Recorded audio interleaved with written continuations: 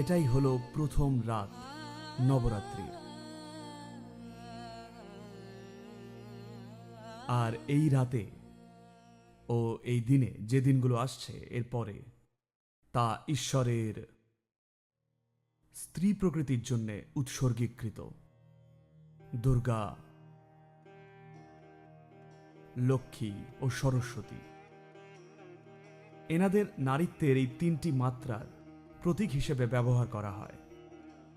তারা আবার অস্তিত্বের তিনটি মৌলিক গুণেরও প্রতিনিধিত্ব করেন: তম, রজ এবং সত্য। তমর আক্ষরিক অর্থ হল আলস্য, রজ মানে কাজকর্ম, প্যাশন বা আবেগ, সত্য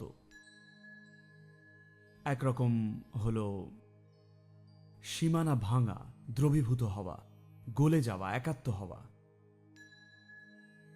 তিনটি মহাজাগতিক বস্তুর মধ্যে, যার সাথে আমাদের দেহের পুরো গঠনটা খুব গভীরভাবে যুক্ত, তারা হল পৃথিবী, সূর্য আর চাঁদ।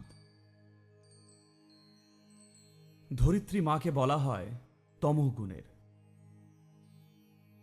সূর্য হল রজগুণ, আর চাঁদ হল সত্য, যারা ক্ষমতার জন্য,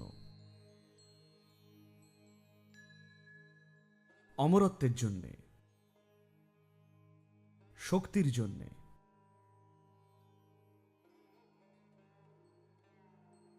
আকাঙ্ক্ষা করেন। তারা সেই সব স্ত্রী রূপের আরাধনা করবেন যাদের তমক গুণের বলে গণ্য করা হয়, যেমন কালী বা ধরিত্রী মা,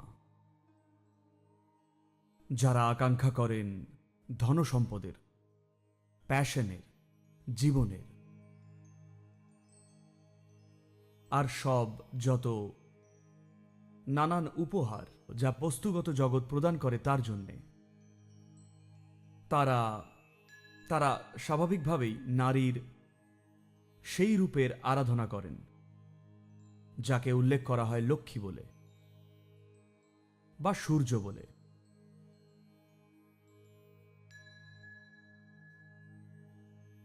যারা আকাঙ্ক্ষা করে থাকেন জ্ঞান, জানা, মুক্তিলাভ, অমরত্বের, সেটা দেহের নয়, বরং এই মরণশীল দেহের সীমাবদ্ধতাকে অতিক্রম করে যাওয়া, তারা নারীত্বের সেই দিকটির আরাধনা করবেন,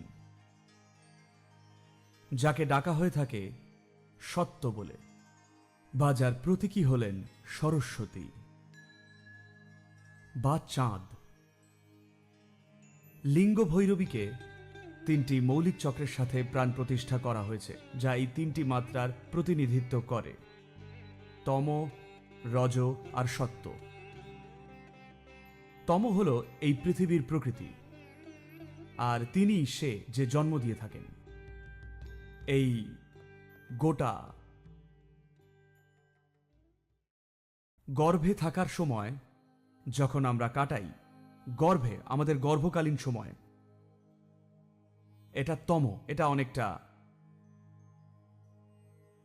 এমন এক অবস্থা যা প্রায় শীত ঘুমের মতোই, শুধু শিশুটি বাড়ছে এই যা। তাই পৃথিবীর প্রকৃতি আর আপনার জন্মগ্রহণের প্রকৃতি হল তম। যে মুহূর্তে আপনি বেরিয়ে আসেন, তারপর আপনার কাজকর্ম শুরু করেন, রজ শুরু হয়। আপনি যথেষ্ট সচেতন হলে বা ভাগ্যবান হলে সত্য আপনাকে স্পর্শ করবে, অন্যথায় রজগুণের রং। এটা ভালোই যতক্ষণ ভালোভাবে চলছে ততক্ষণ, যখন ভালোভাবে চলবে না তখন রজগুণ চরম খারাপ হয়ে উঠবে। তো যা ছিল পরম জড়তা তা এখন পরিণত হয়েছে গতিশীল রজোগুণে। এটা মুক্তি দিতেও পারে।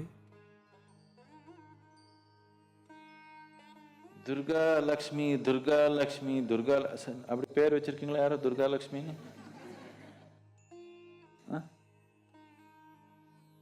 அவர் மூன்றாங்க.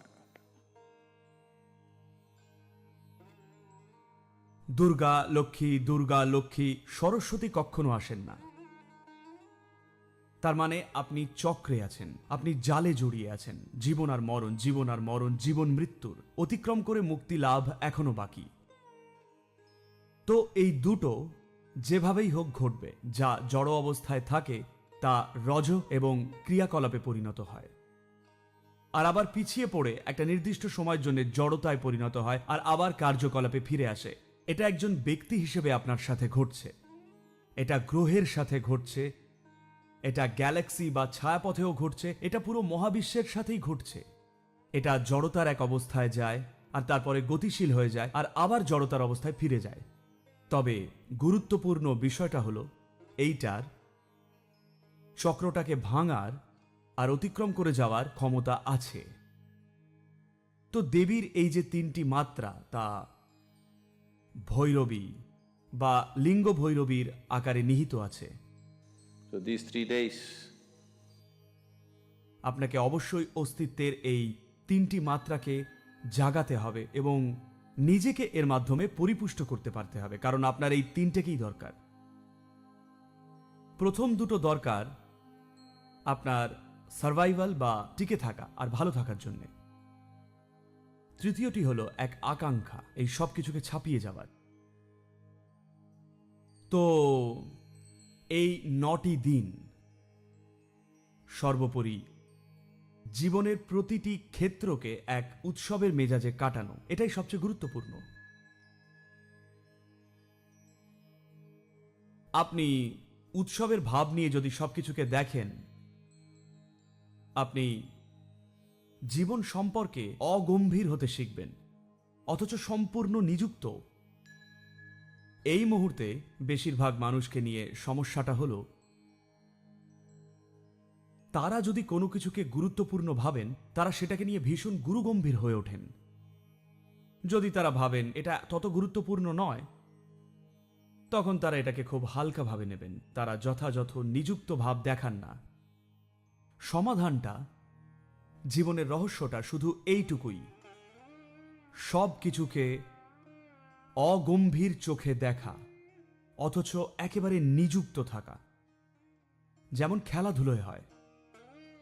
এই কারণেই জীবনের সবচেয়ে গভীর দিকগুলোকে একটা উৎসবের আমেজে দেখা হয়, যাতে আপনি আসল উদ্দেশ্যটা ভুলে না যান।